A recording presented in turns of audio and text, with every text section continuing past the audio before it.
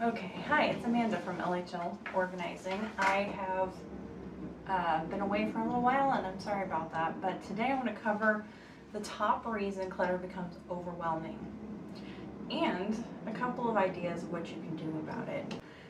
I find a lot of people will think they're hoarders or claim they're hoarders, and we're not talking about people who would meet the clinical criteria for hoarding, which is more than just having excess stuff. Today we're going to talk about when we have, piles that build piles and mounds on top of and outside of furniture. The main reason that items build up to a point that we feel, oh, I can't do this, it's too much, I don't even know where to begin. The main reason we do that is because we put it off to tomorrow, right? So it's procrastinating either a decision or an action. For instance, I have a ACE rewards. I got it in the mail several days ago. I don't know if I'll use it. I often forget to, but I do go to ACE quite a bit. So maybe I would keep that, and so it just ends up in a pile. And this is all mail and receipts. It's not all of it. I don't think I got it all into the room beforehand, but this is all built up over at least a week. So these are the things that we know what to do with, really, besides just making a decision on the ACE rewards. Everything is going to be, we file it, we trash it. Pretty much file or trash, really. Am I missing one? I'm probably missing one. Oh, we might have to pay a bill. That doesn't happen so often anymore that we're paying the physical bills that come in. But for instance, I got new license plates, the tags, and the registration that I needed to put in the car, right? I needed to put the license plates on the car. And unfortunately, I delayed that too. And I was driving around with the plates loose in the car for a couple of days past when they should have been. They're on the car now, don't worry. Registration swapped out, we're good to go. But this is the kind of thing that we just put it off. And it happens with everything. It might be, okay, I got some lovely planters that I actually got for Christmas. So this is now June. It's been 6 months that I haven't figured out where I want to hang these yet.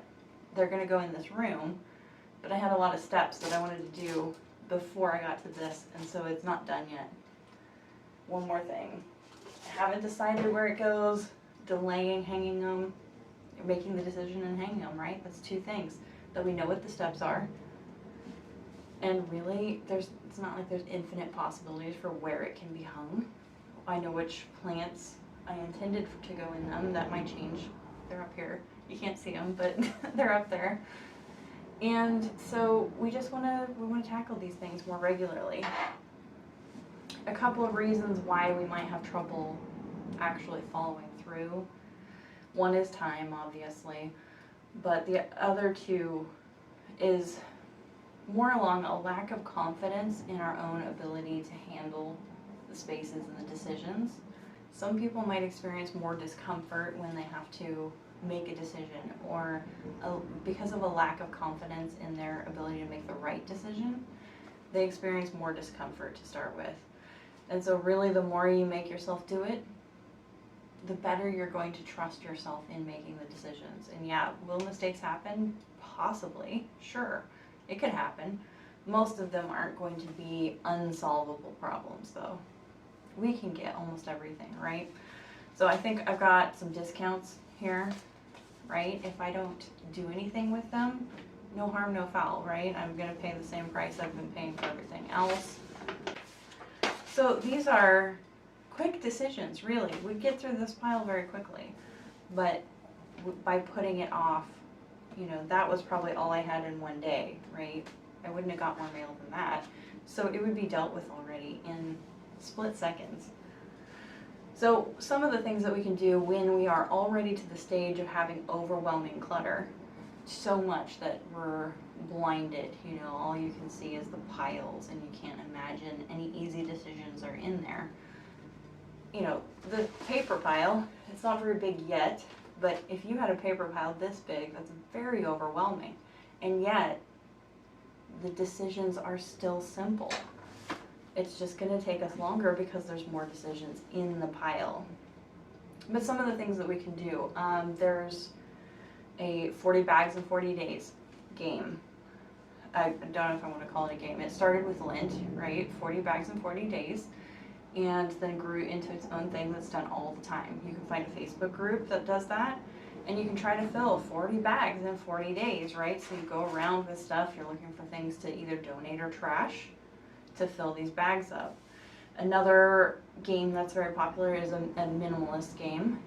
So it's often #men's game, and you'll find that in every decluttering group on Facebook as well. I'm sure it's all over the internet, and you can pick a friend to go do that with and challenge them. And so that one starts out with, on day 1, you try to get rid of 1 item. On day 2, you try to get rid of 2 items. And whoever first fails to get the right number of items loses the game, and then there would be some sort of reward or punishment. Usually a reward for the winner. So the person who loses has to buy the other person ice cream or something. These games are everywhere. The other thing you can do is within your own family, you can set an alarm and say, hey, here's a bag for everybody, for each family member. We're going to set a timer for 5 minutes, put as much trash as you can into this bag. You know, each person hits their own room or a family space or whatever, and it could even be, you know, like the amount of dishes they clear away could count as a bag, for instance. It doesn't really matter how you bound it as long as you set a time limit and you try to make it a little bit fun. Make it fun for yourself. Why not, right? Let's make it a game. That's my first tip. The second one would be to do whatever you can to stop the influx of items, right? So mail's a great example. Email's another great example. But I have bank statements coming to me, right? I can have those sent digitally. I ultimately make them digital anyway. So why not have the bank stop sending them? So that's a great example.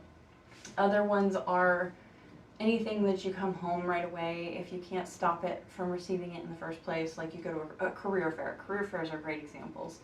Or some sort of advertising fair. They want to give you business cards and freebies and coupons, but if you know you're not going to buy that product, just don't take it in the first place, right? They spent money printing it anyway. There's no point. Just leave it there. So, great ways to stop anything that comes in that you don't want in the first place. Don't take the freebies at the stores. Don't take the advertisers that are given out at craft fairs, or the dumb little freebies that you know you're going to throw away in a week anyway. And then we want to set up memory bins. So every once in a while we're going to come across things that are really difficult to decide what to do with. So this is a great example over here. These are actually my journal. So anyway, if I needed to keep that, and I needed to keep it in a physical copy, like let's say it's a journal that you learned a lot in, you did a lot of self-reflection, a lot of growth, and you really want to keep that for reference. You know, maybe when you're writing your memoirs and when you're 80 years old or whatever. And if that's the case, you need a place to put it that's out of the way, gets it out of your day-to-day space, and that would be in a memory bin. So we want to have one of those, no matter what space we come across, if we come across those difficult decisions, we have somewhere to put it, somewhere that's bounded, that we can make decisions against what to keep in there and what not to keep in there, right? So that would be my third tip for how to try to break through these big, massive clutter piles. The fourth would be that when you're starting, start with a physically bounded space, right?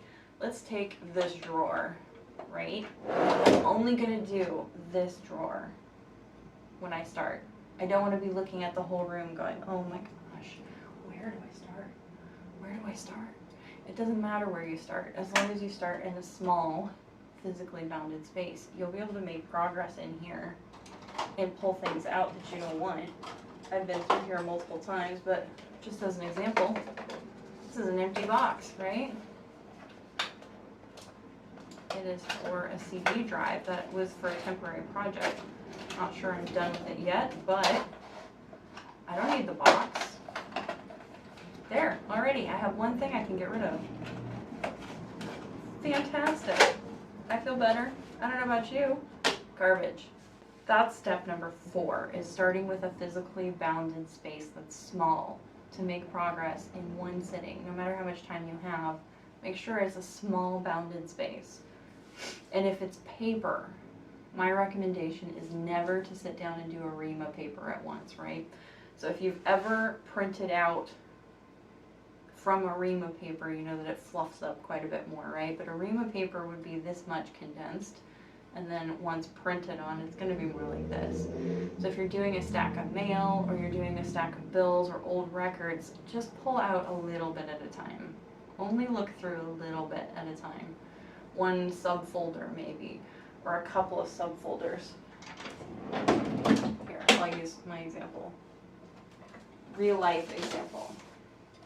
This, believe it or not, is simply 1 year's worth of bills and notifications and whatnot. I could sit down, because it's largely a everything goes decision. Let's see, is it last year's? Yeah, so this is for the year 2022, which I've done my taxes for. So I can come in here and get rid of anything that didn't end up needing to be transferred to short term. And this I could probably do in one setting, because the decisions are really everything goes. It's just going to be a matter of, do I need to keep this, do I need to keep this? Mostly everything goes. Because that was 2022, and we've done the taxes. We're done. Step number 5 would be to not start by pulling everything out. So I really don't want you to take the whole drawer, empty everything, and then decide what goes back in, because it just isn't necessary, and it's unlikely you get through the whole thing in one time, period. Even when I'm helping clients, we don't unload their whole closet when we're trying to get rid of things. I pull a few things out at a time, and we say, do you want this, do you not want this? And we go through it, little bits for decluttering, until we can get back in the space. And then when it's time to organize, things would come out. But it's rarely in the same day. We just physically can't handle that much volume all at once. It doesn't make sense.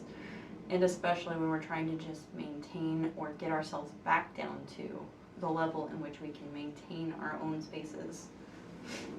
So don't do it.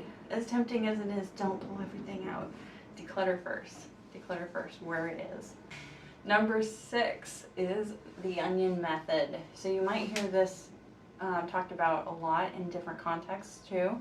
So for organizing and decluttering, especially decluttering, the onion method would refer to, we're going to take the drawer, right? We're going to do the drawer, we're going to make a first pass through the drawer, we're going to pull out all the junk. Everything we think we can get rid of or pitch, then we're going to move to the lower drawer. We're going to do the same thing. Then we're going to go to this drawer. It's the keyboard drawer, right? And get rid of things out of there. And do the whole space little by little, but get through the whole room. And then we might even move to another room and do the same process in another room and go through the whole house once, as we're building our decluttering muscles and learning how to let go of items, how to make it easier. We're starting with easy decisions, and we're building that skill. And by doing that, then when you come back to this drawer again, right, I've already decluttered it, and I still found something that could go, right? The first time, I clearly didn't let that go.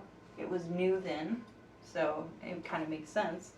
But now, it's easier to say, I don't need that. Let's let it go. So that's what the onion method allows you to do. You go through once, you make it easy. Everything's better. And then when you come back to that space the second time, the decisions are easier to go a little bit further and a little bit further each time. Plus new things show up, so it's good to get rid of those, reevaluate the old against the new and make space for everything. So use the onion method. Trust that you don't need to get it perfect the first time around, that you're going to get it better. You can make it better.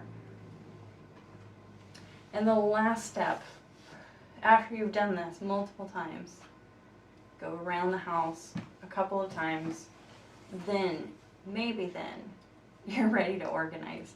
So the very last thing we want to do is organize, because, 1, you can't organize if it doesn't fit in the space, right? We have to zone our spaces. So I have some cubes here. Just use those as an example. This cube I've zoned as notes and notebooks, planners, that kind of thing.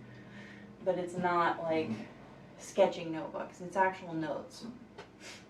Then this one is books to read, although some of them are in process. Reading or books to read. That's what we want to do is, oh, this is the zone for books. I actually have some books over here. They show up too, but these are the ones that I have just finished reading. And then on this side are the ones that I was also going to read. So actually they would all fit together. We could consolidate. But that's why we want to go through and see what we have in there so that we can consolidate. I'm going to end up crushing those dust covers. And then on this side I have portfolios, a camera shoved in here, you can't see that. And these are piano books that I think you can see on the edge of the screen there. So we would go through our space and zone everything first. So I'd put my books together, right? They would move together into one of the quadrants, it wouldn't matter which one. And then make a decision as to how I want to organize the books. That's easy. Same thing with these, right? If I don't like them stacked like this, I can line them up and do that. And put them in order. I might even have to label them because you can't tell from the outside what one leads to what one. So organizing is last, because with all of this stuff, I would end up organizing junk, things that I don't want to keep, empty boxes, right? I hope this helps everybody because I want you to know that you're not alone. It's very normal to delay decisions. It's completely normal to delay decisions, and we have a million excuses why. Just recognize that the reason you're telling yourself you can't do it is typically not valid, at least not valid for an extended period of time. So yes, you might be rushing between two events right now, but at the end of the day, you're no longer rushing between two events. You have the time. Go back, finish that task, and try to make more decisions in the moment and push fewer decisions to later. And that will help you prevent the clutter in the future. But if you're already overwhelmed, it's perfectly okay. It happens. These are some tactics that you can use to declutter. Back down to that clutter threshold that you can manage. I'm using Dana K. White's words right now. Clutter threshold, right? It's the amount of stuff that you can keep tidy. So if you're losing track of things that are even in here, you can't keep that tidy, then maybe you get rid of these, right? They're just floating on top of a desk right now. You can get rid of them. Or you can just leave them empty. That's perfectly acceptable too. So going beyond what your container can technically hold, it's actually a requirement for organizing. Because if I put a container in here, any kind of container, even just a divider, it's now going to limit what I can put in there. I can't just keep shoving and shoving and shoving. It will be a different amount of stuff that I can put in this space, especially because it used to have a drawer. So it would just be cram a bunch of stuff in the drawer. That's why we organize last. And I hope these tips help you tackle your overwhelming clutter, at least beginning to be able to step into it and avoid building on what's already there. I hope you found this helpful, and I really want you to know you're not alone, and you can get started even without a professional. But if you need a professional's help, feel free to reach out. I do virtual coaching sessions as well. You're not alone. There are lots of tools and techniques that you can use to get better and to get back into a manageable space, and you will feel so much better, so much calmer when your space is back to being under your clutter threshold. Thanks for joining me, and I hope to see you next time. Thank you. How does anyone decide how earphones are supposed to sit in their ear? How am I supposed to get these off of this stupid thing, too? Itty bitty ones. Well, that feels pretty good. Am I supposed to be on the itty bitty ones?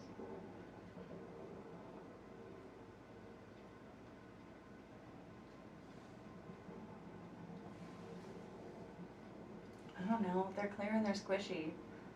Are they supposed to be lost in your ear or push their way out? I have no idea.